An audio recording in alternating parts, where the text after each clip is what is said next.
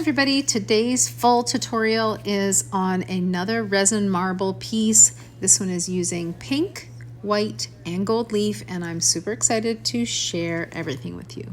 So first up, you obviously need to mix up your resin. So I'm using Tea Expert's resin part A and part B. So that is a resin and hardener, and you need to add equal parts.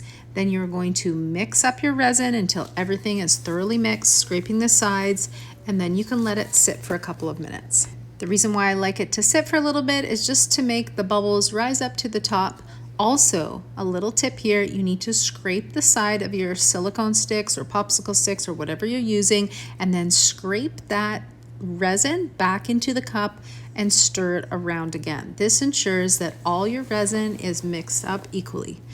Now we're going to measure the temperature of our resin, because this is the key part to making the marble resin pieces. If the temperature is not correct, the marble effect won't turn out maybe as good as you want it to.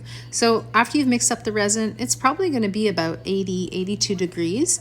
And you do want it to get all the way up to 92, 93, even 97. And you'll see with my stuff, it does get a little bit higher sometimes. So next up, we're going to pour it into our individual cups that we're gonna add our color. So this is cup number 1, cup number 2, cup number 3. The 4th cup is just to have extra clear resin on hand. Okay, so now we are going to add our gold leaf to our first cup. You're going to slowly add it, because as you add the gold leaf to your resin, it will create some more bubbles. I have sped up the time a little bit so that you can see me mixing, but that is the first cup. Next, we're going to add the red and white pigment paste. I added only 1 teeny drop of the white. The next one is the full white cup, and I added a very generous amount. Now we're going to individually add those cups into one larger cup.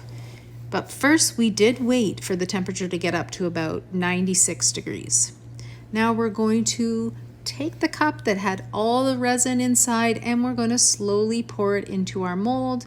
You can spray alcohol to avoid some bubbles, but sometimes you still get bubbles and you need to sand them out. So this is how it looks once I've poured it, and I did have to add some more because I didn't have enough in the actual mold. So this was the second layer, but this was not cured or anything. I just added this to the top. And I'm just doing a nice ribbon effect, but this ribbon effect completely went away as the resin did start to cure. But I just find it relaxing and fun to pour my resin like this at the end. Okay, so now it's time for the big reveal. So we are going to take this out of the mold carefully and see what our piece is gonna look like.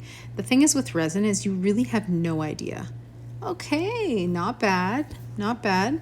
Was a little bit different than I was looking for. So what I'm going to do next is I'm going to use my drill.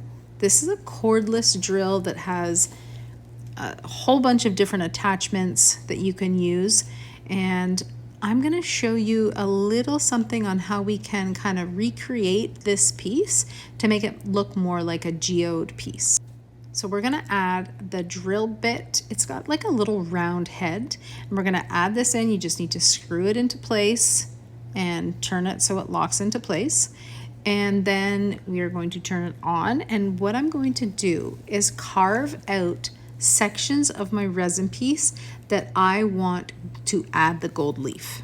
So the first thing that I'm gonna do is, there were a couple bubbles that showed up on the edge of this piece. So I am going to use my drill and basically cut into those bubbles and smooth them out. And I will later add the gold leaf to that part.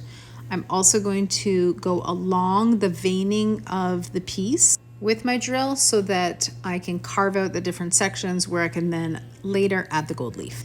Let's speed up the time so I can get through this quickly so I don't bore you. So we are grooving it out, making it thick enough so that we can add the gold leaf. I've now changed the drill bit to a wire brush, and then I've changed it again to another brush to remove any of the resin residue.